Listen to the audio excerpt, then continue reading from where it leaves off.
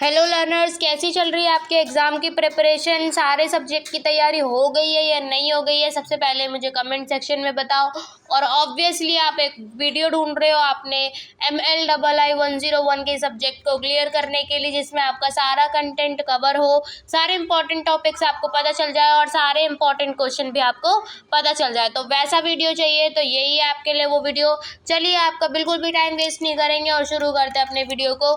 लेकिन उससे पहले आपको क्या करना है, आपको जाके हमारे चैनल को सब्सक्राइब करना है और बेल आइकन को भी प्रेस करना है, ताकि आप कोई भी अपडेट बिल्कुल भी मिस ना कर दो। आएंगे अपने आज के टॉपिक पर MLII 101 और हमारा कोर्स टाइटल है सूचना स्रोत प्रणालियां और सेवाएं। आते हैं अपने देखो पहले क्वेश्चन पे। इसमें हमसे क्या बोला है, सूचना केंद्रों की आवश्यकता की विवेचना कीजिए। ठीक है, इन केंद्रों द्वारा प्रदान किए जाने वाली सेवाओं के प्रकार का वर्णन भी करना है। आप देखो, अब मैं आंसर को क्या कर रही हूँ, नीचे कर रही हूँ, तो आपको क्या करना है, अब इसको पॉज करके यहीं पे पढ़ना है।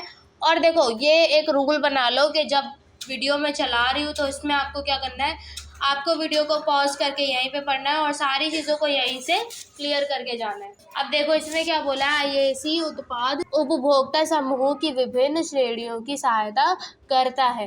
ठीक है, विभिन्न प्रकार के IAC उत्पाद के संदर्भ में इन कथन का विस्तृत वर्णन आपको करना है। ठीक है, तो जहाँ यहाँ पे जो कथन लिखा हुआ है, अब आपको उसके बारे में क्या करना है, सारी चीज़ों को अच्छे से बताना है।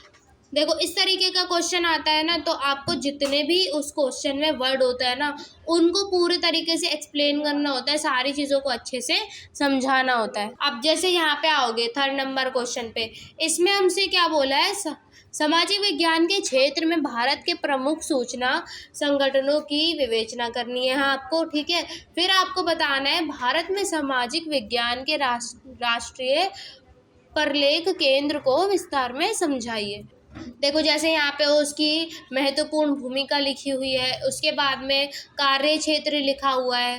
ठीक है, उपलब्ध सेवाएं लिखी हुई है। तो इस तरीके से आपको अपने आंसर को लिखना है, ताकि आपके कहीं से भी जो है मार्क्स ना काटे जाएं। देखो, यहाँ पे हमसे फोर्थ क्वेश्चन में पूछा जा रहा है, इन दोनों के बीच में हमको क्या अंतर स्पष्ट करना है। जैसे कि पहला है हमारा हाइपर मीडिया और हाइपर। एक एक करके देखो, उदाहरण के साथ आपको चीज़ों को समझाना है, ताकि सारी चीज़ें क्या रहे आपके लिए सब ज़रूरी रहे, मतलब ज़रूरी मतलब कि सारी चीज़ें आप अच्छे से एक्सप्लेन कर पाओ। जितना भी इसमें कंटेंट है वो आपके लिए ज़रूरी है, आपको सारा ही कवर करना है। वो सारी चीज़ें आपको क्या करनी है, अच्छे से संभाल के अपने दिमाग में रखनी है और अपने एग्ज़ाम टाइम आने पर आपको क्या करना है, उसको लिख के आना है वहाँ। यहाँ पे देखो, नेक्स्ट क्वेश्चन में हमसे क्या पूछा जा रहा है, समाचार पत्रों और गृह पत्रिकाओं के बीच अंतर स्पष्ट करना है सबसे पहले आपको। और फिर उसके बाद में आपको क्या बताना है, एक सूचना स्रोत के रूप में प्रत्येक श्रेणी के उद्देश्य और महत्व को समझाइए। ठीक है, देखो, आप उनका उद्देश्य बताओगे, महत्व बताओ। जब आपसे क्वेश्चन में ये सारी चीज़ें क्या कहते हैं पूछा गया है, तो आप उनको और अच्छे तरीके से लिख के आओगे।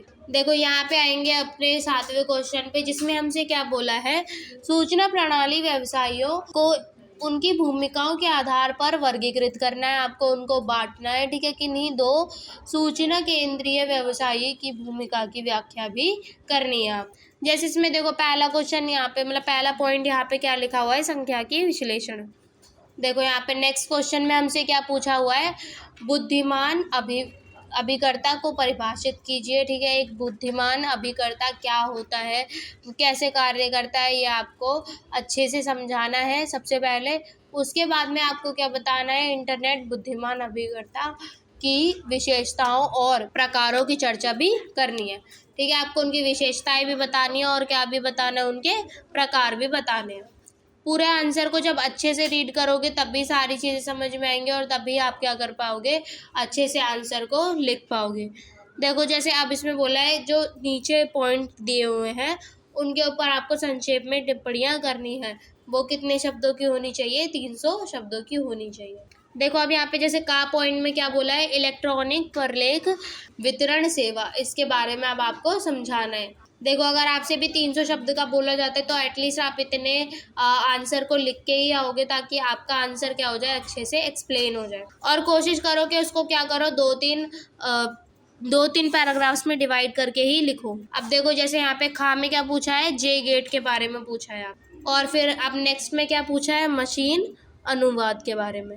देखो यहाँ पे घा भी एक्सप्लेन कर रखा है, क्योंकि काफ़ी बार ऐसा होता है कि जहाँ पे 4 पॉइंट दिए होते हैं उनमें से बोलता है 3 के लिए आपको टिप्पणी लिखनी है, तो आपको जो भी इनमें से 4 में से 3 याद हो आप वो याद करके जा सकते हो। वैसे तो देखो चारों ही याद करनी चाहिए मेरे हिसाब से, क्योंकि पता नहीं है आपको कि कौन सा क्वेश्चन आपसे पूछा जाएगा आपके एग्जाम में। तो आपको क्या करना है, सभी क्वेश्चन के लिए प्रिपेयर रहना है। जितना भी कंटेंट मैं इस वीडियो में प्रोवाइड कर रही हूँ उस कंटेंट का फ़ायदा उठाते हुए आपको पूरा कंटेंट याद करना है, किसी भी चीज़ को बिल्कुल भी नहीं छोड़ना।